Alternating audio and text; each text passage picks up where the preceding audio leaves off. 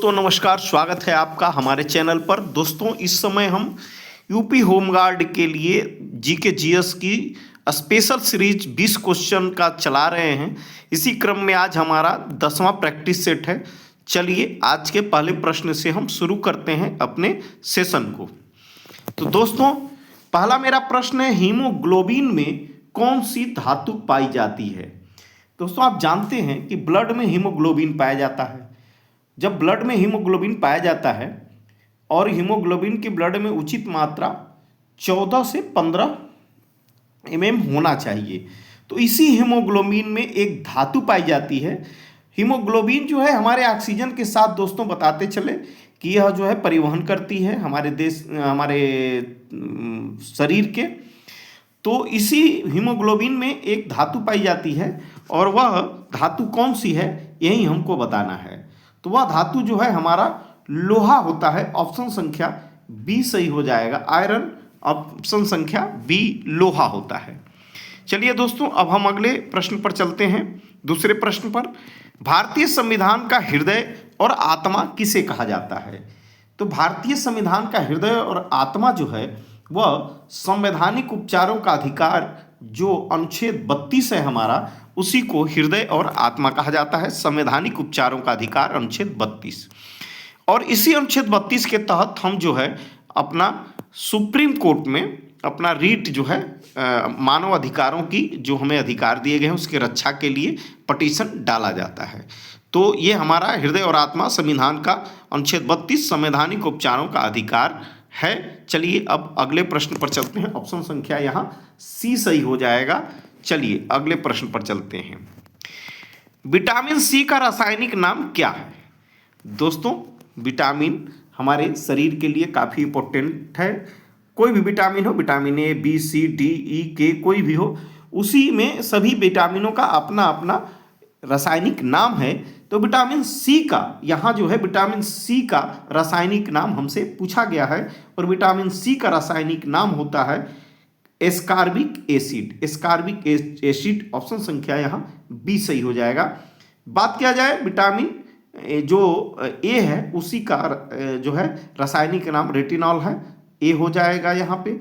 Calciferol, vitamin D, tocopherol, vitamin E का जो है ए नाम है। लेकिन इस प्रश्न का आंसर विटामिन सी ऑप्शन संख्या बी एस्कॉर्बिक एसिड हो जाएगा। चलिए अगले प्रश्न पर चलते हैं। सौर मंडल का सबसे चमकीला ग्रह कौन सा है। तो सौर मंडल का दोस्तों सबसे चमकीला ग्रह का बात किया जाए तो यह जो है शुक्र होते हैं। ऑप्शन संख्या सी सही हो जाएगा, शुक्र।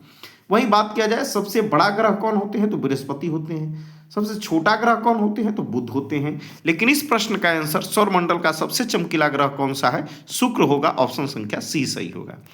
चलिए अगले प्रश्न पर चलते हैं अब हम दोस्तों।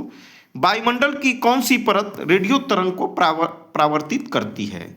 हमारे रेडियो तरंग जो सूर्य से निकलती हैं वह काफ़ी जो है हमारे ओजोन परत को छेदते हुए हमारे शरीर को प्रवेश करती हैं। तो कैंसर एक बहुत बड़ा रोग है, उसको जन्म देती हैं और ये तापमान को भी बढ़ाती हैं जिससे जनजीवन अव्यवस्थित होता है।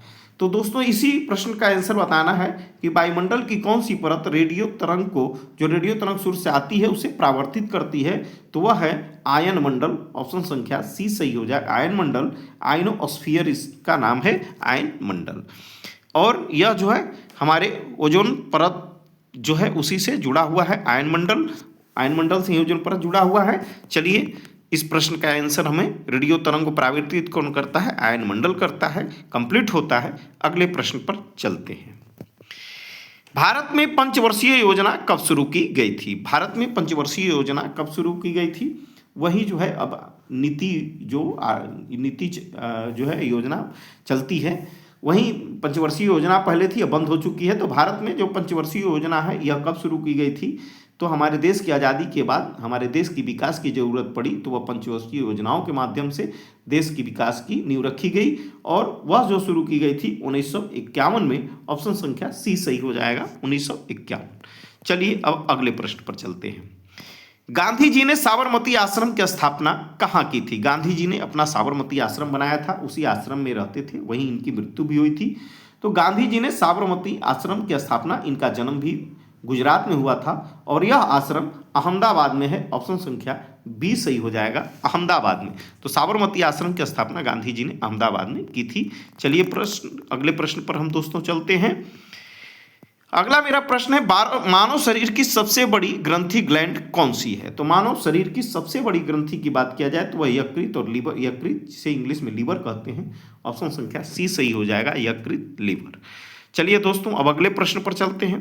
सार्क का मुख्यालय कहाँ स्थित है? सार्क जो है हमारे एशियाई देशों का एक संगठन है और इस सार्क का मुख्यालय पूछा गया है, काफी फेमस क्वेश्चन है। इसका मुख्यालय जो है काठमांडू में होता है।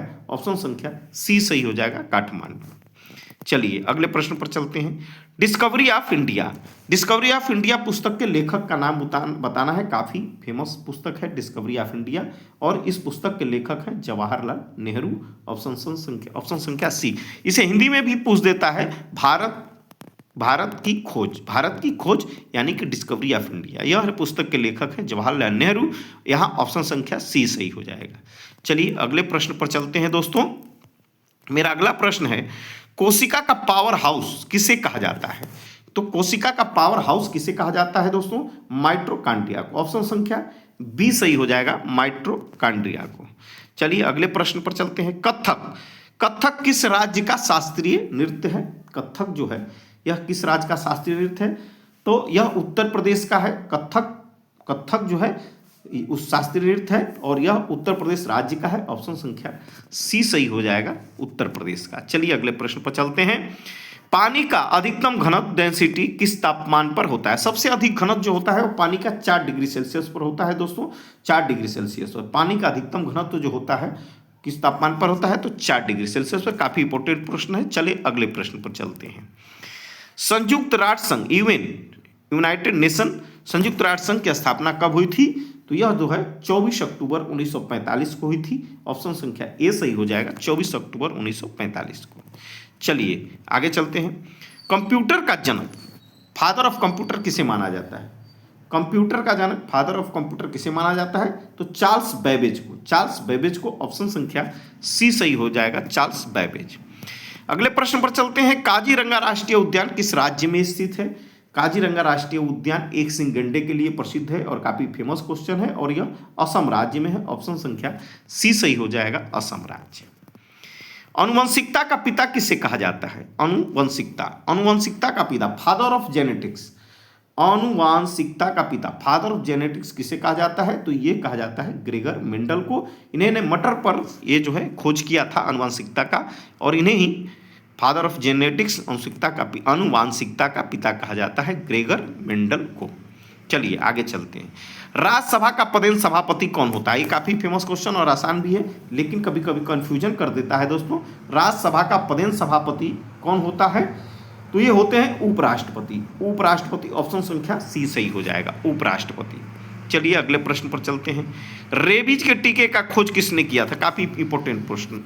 रेबीज के टीके का खोज किसने की थी? रेबीज के टीके का खोज किसने की थी? तो ये एडवर्ड जेनर ने किए थे। ऑप्शन संख्या ए सही हो जाएगा, एडवर्ड जेनर। अरे सॉरी दोस्तों, ये लुई पास्चर ने रेबीज के टीके का खोज किया था। चेचक के टीके का इन्होंने किया था दोस्तों, मैं थोड़ा सा मिस कर गया, सॉरी। इन्होंने किया था चेचक के टीके का। चेचक के टीके का खोज किए थे एडवर्ड जेनर और रेबीज के टीके का किए थे लुई पास्चर। ऑप्शन संख्या बी सही हो जाएगा। चलिए दोस्तों, इसी के साथ हमारा आज का 20 प्रश्नों का एक इंपॉर्टेंट सीरीज समाप्त होता है दोस्तों। Thanks for watching my video दोस्तों।